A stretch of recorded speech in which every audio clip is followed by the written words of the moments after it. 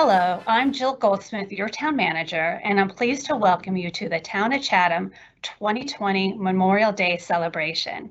I know you will enjoy this video presentation led by Robert Franz, a veteran and longtime member of our Public Ceremonies Committee, honoring the service and memory of all of our veterans. As we continue through the days of social distancing and self-isolation, let's remember our past sacrifices and unite together in support of our community's efforts to flatten the curve of COVID-19. Let's begin with the Pledge of Allegiance led by our local scouts. Please recite along with us at home.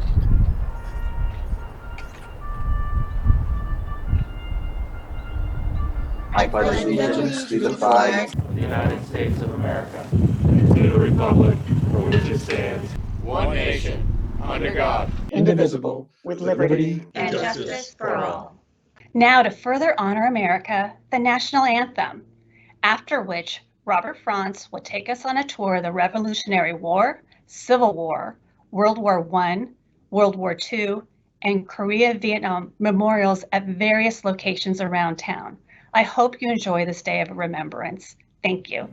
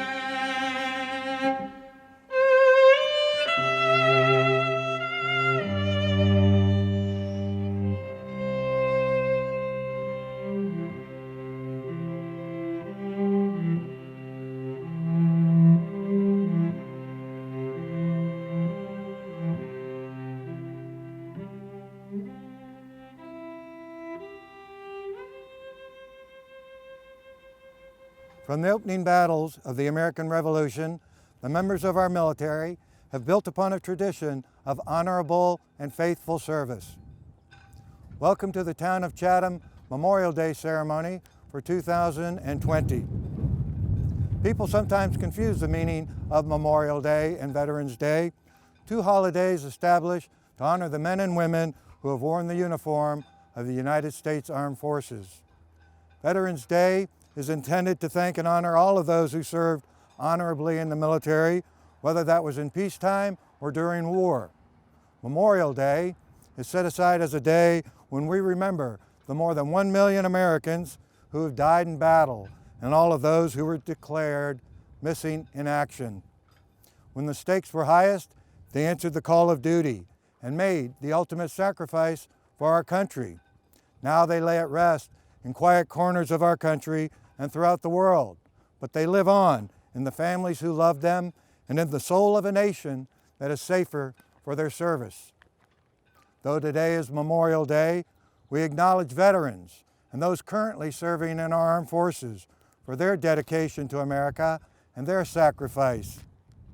If you are a veteran or currently serving in our armed forces, we salute you.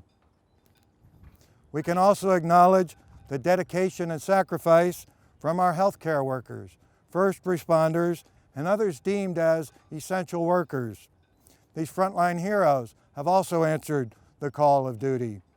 they find themselves in the position of having to make the ultimate sacrifice while trying to save lives and doing their jobs. To every healthcare worker, first responder, essential worker, we thank you.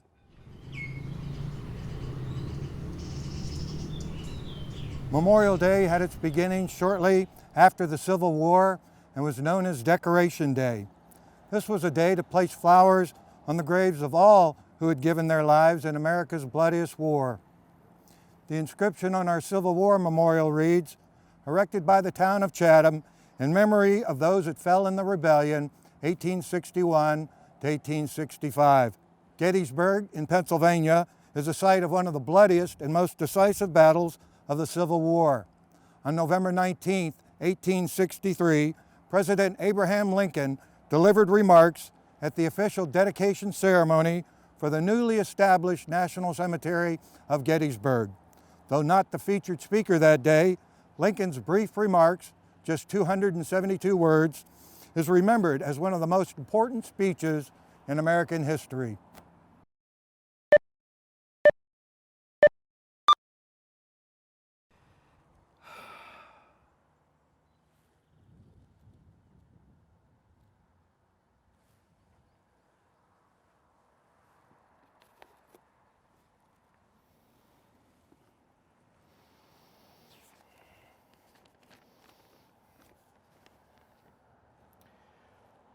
Fourscore and 7 years ago, our fathers brought forth on this continent a new nation, conceived in liberty and dedicated to the proposition that all men are created equal.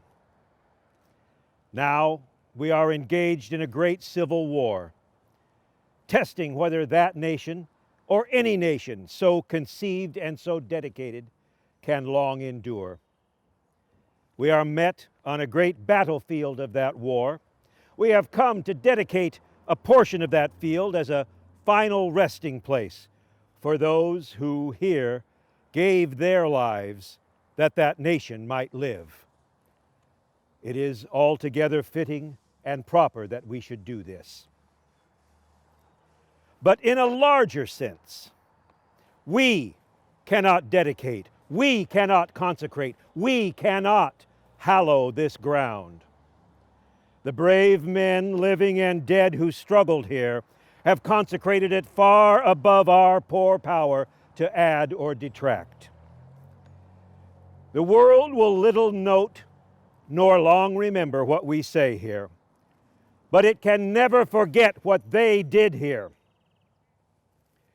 It is for us, the living rather, to be dedicated here to the unfinished work which they who fought here have thus far so nobly advanced.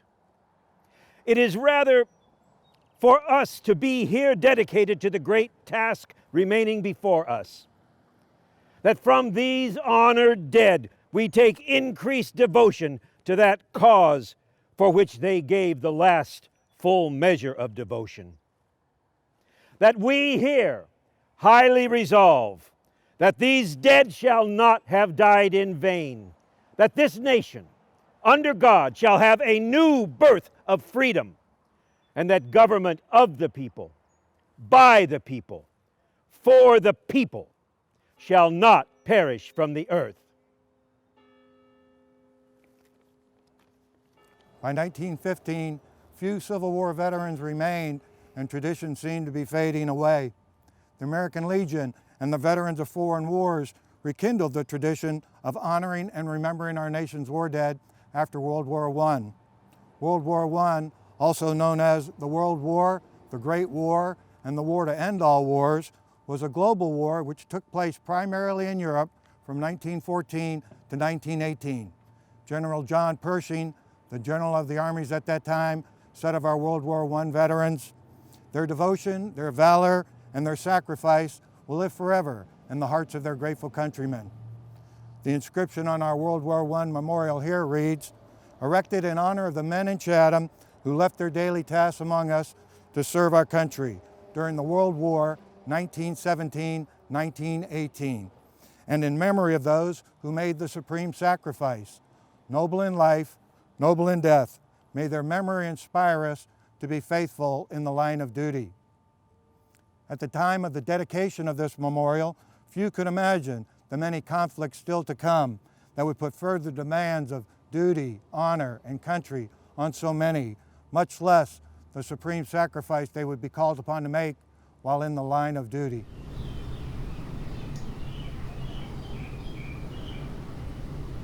On Memorial Day, we must remember that great achievement has been accompanied by great sacrifice. To secure our freedom, many heroic service members have given their lives. We remember one special group of Americans who died on distant shores defending our nation. The inscription on our memorial here reads, World War II, 1941-1945. All who served made possible our lives today.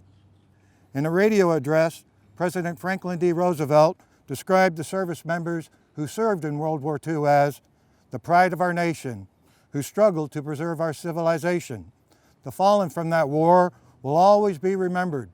They hold a cherished place in the history of the United States and in the memories of the people they liberated.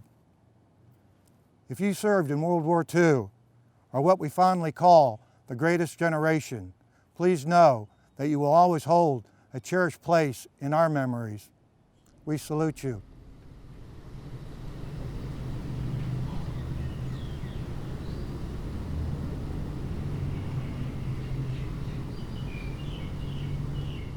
The inscription on the monument here, erected by the Veterans and Service Organizations of Chatham in 1980, reads, in honor of the Korean and Vietnam veterans of Chatham, 1950 to 1975. From 1950 to 1953, the United States joined with the United Nations forces in Korea to stand against the threat to democratic nations worldwide. Sometimes referred to as the Forgotten War, at the end, 1.5 million American veterans returned to a peacetime world of families, homes, and jobs. To the men and women who served, the Korean War would never be forgotten. The Vietnam War was a long and divisive war that occurred from 1954 to 1975. By 1969, more than 500,000 U.S. military were stationed there. Lack of support and growing casualties led to combat units being withdrawn in 1973. Vietnam veterans put their lives on the line for their country like veterans from other wars. Regretfully, the treatment many received upon returning home was different. The inscription on the Korean War Veterans Memorial in Washington, D.C. speaks volumes for both wars. Our nation honors her sons and daughters who answered the call to defend a country they never knew and a people they never met. Our Memorial Day ceremony continues at Chatham Lighthouse, a fitting site to remember those veterans who lost their lives at sea. The custom of spreading flowers on the water for those lost at sea began on the Detroit River in 1901. This custom quickly spread across the nation. This led to ceremonies where the names of each ship lost during a battle were announced. Each name was greeted by the solemn chime of a bell and the reply, "She does not answer, sir." The National Moment of Remembrance, established by Congress, asks Americans wherever they are on Memorial Day to pause at 3 p.m. in an act of national unity. This moment is to provide a time of remembrance for America's fallen and to make a commitment to their memory, to remind us that Memorial Day is more than just a 3-day weekend.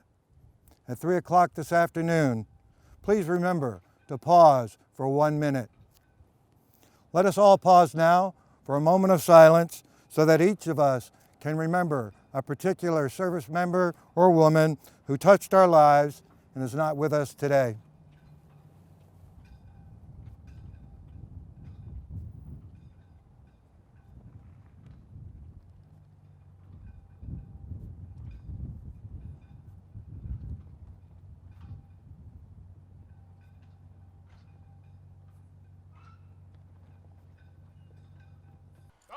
Attention! Point up! Half break.